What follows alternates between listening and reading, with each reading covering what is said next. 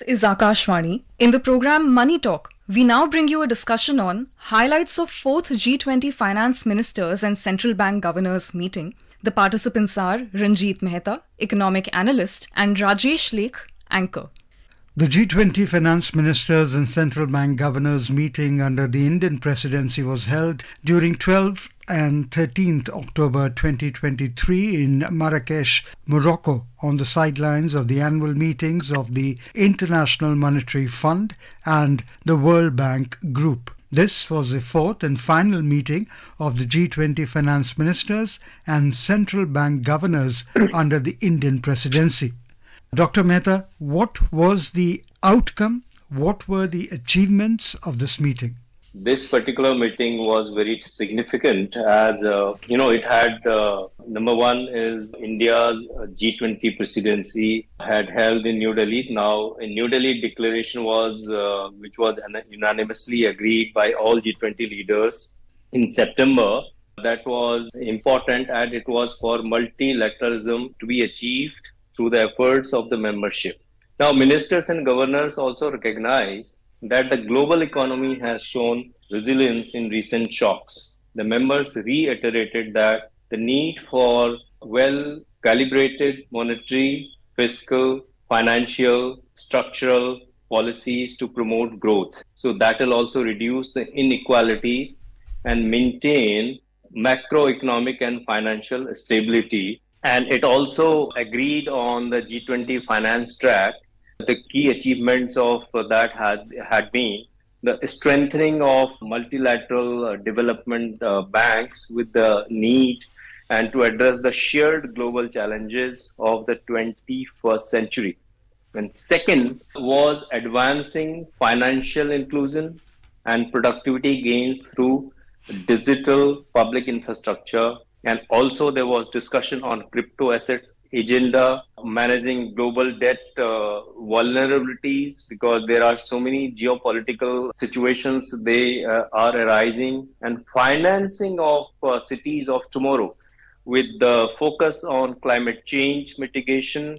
So cities of tomorrow will play a significant role in achieving the net zero, and enhancing the tax transparency and capacity building, as well as advancing the work on the two pillars, that is for the solution of addressing the tax challenges arising from, number one is the digitization of the economy and mobilizing climate change finance, enabling finance for sustainable development goals. I think this was very important, as they had reiterated and also, appreciated what the G20 Delhi declaration had carried out. Okay, so I hear you say a lot about the multilateral development banks. What is the role of NDB? And the members, in fact, discussed the priority of strengthening MDBs to address the global challenges of the 21st century. If you could elaborate on the MDB and how is it going to address the global challenges? Yeah, as the priority of the Indian G20 presidency has generated significant interest and discussion in this global economic discourse, as India has been voicing the concerns and the needs of the global south. Managing the global debt vulnerabilities it's a key agenda. It was a key agenda, and also the G20 this year has made significant, headway on the debt agenda. So now I think members, they also, re-emphasized the importance of these, debt vulnerabilities in low and middle income countries, and also that progress needs to be made in cases during this year. And also, I think that overall to pioneer these efforts and agendas, so we need to leave a strong legacy in embedding the digital public infrastructure concept in all our G20 financial inclusion agenda. You mentioned about the global debt, Dr. Mehta. Yeah. Managing the global debt vulnerabilities has remained a key agenda throughout the finance track meetings.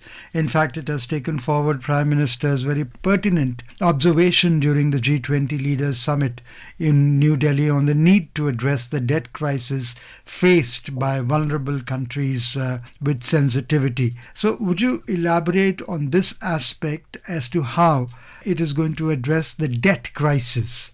The G20 ministers and governors, they have asked the global partnerships for financial inclusion, that is GPFI, to continue its work for advancing financial inclusions in all three dimensions.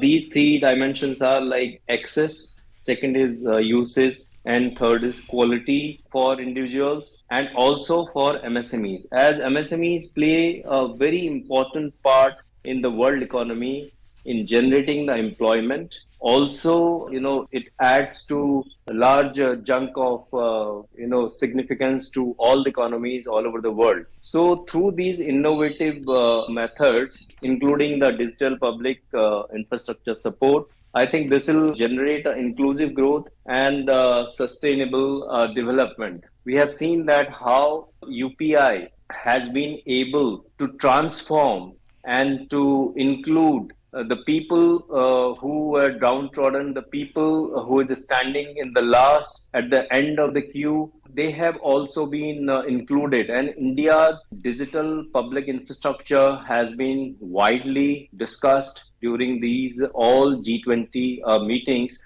I think it's a significant case for many economies in the world to learn from how India has displayed the uses of the digital public infrastructure and how other economies in the world can learn from India's case, success story, and they can also adopt the same in their own economies. So that will empower not only the individuals, but also, I think, all micro and small enterprises. And with India, assuming the co-chairship of Global Partnership for Financial Inclusion, the implementation of Financial Inclusion Action Plan, as well as policy recommendations on digital public infrastructure will remain as areas that will continue, I think, to enrich the people-centric outcomes coming from G20. It is also very helpful,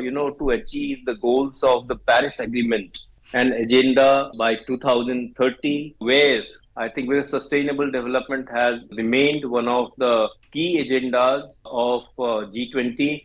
I think it will help in that as the recommendations for mobilizing finance for climate action and the sustainable development goals will remain the top priority. And it will really, add value to achieve all these significant goals in the times to come. Okay, you mentioned about Paris Agreement, and to achieve the goals of the Paris Agreement and Agenda 2030, there are recommendations for mobilizing finance for climate action and sustainable development goals. So what are these recommendations and how will the G20 Sustainable Finance Technical Assistance Action Plan be implemented? You see, today I think the world's most developed economies, they need to understand a very basic question, that they need to understand a very basic issue, that whatever has happened in the world in the development process, it is not the emerging economies they have been responsible for this. The most advanced economies need to support the emerging economies and the developing world with finances. And this net zero mission, which is committed by various economies, that India has kept its goal to achieve to be net zero by 2070. Same as some countries have given by 2045, some by 2050. I think here the support of the advanced economies is extremely important. And India has been raising its voice, and our G20 Sherpa and other leaders has emphasized that advanced economies must come forward and help the developing economies in financing the sustainable goals, because these economies need the support of the advanced economies. I think it is the voice of the most developing countries that these countries must finance and come forward. And that's how I think we'll be able to achieve the net zero mission. Dr. Mehta, also in the regulatory space, the world recognizes the need to prepare itself to deal with emerging technologies. In light of that, what coordinated implementation of the comprehensive policy framework for crypto assets would be in place?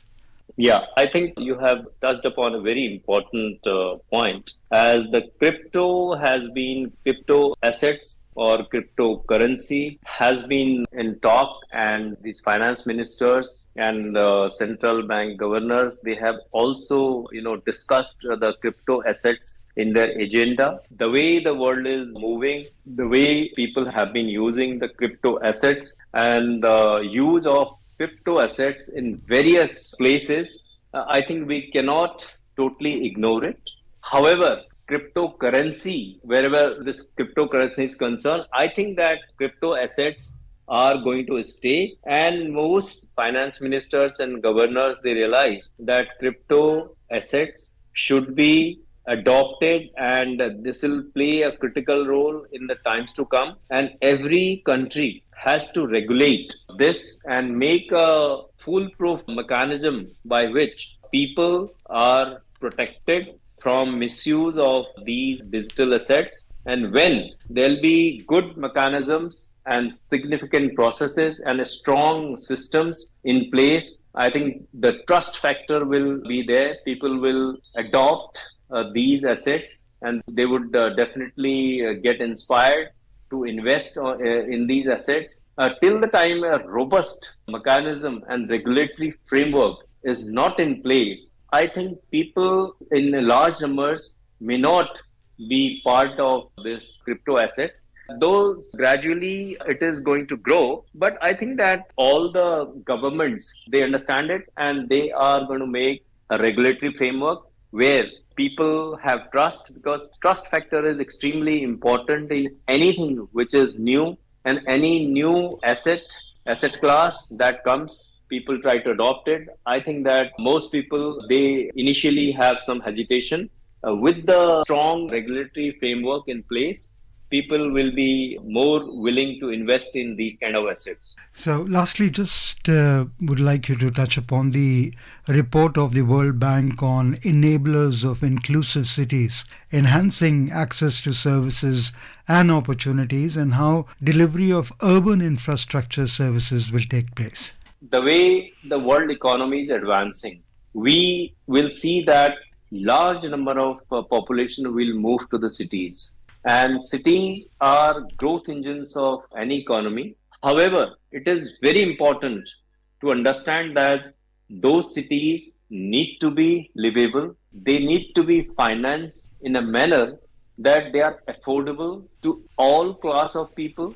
And, they should not be accessible only to, few people who can afford.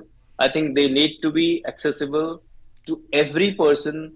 And that is possible only by integrating technology and also creating sustainable, efficient technologies that can deal with new age challenges that people might face in urban spaces.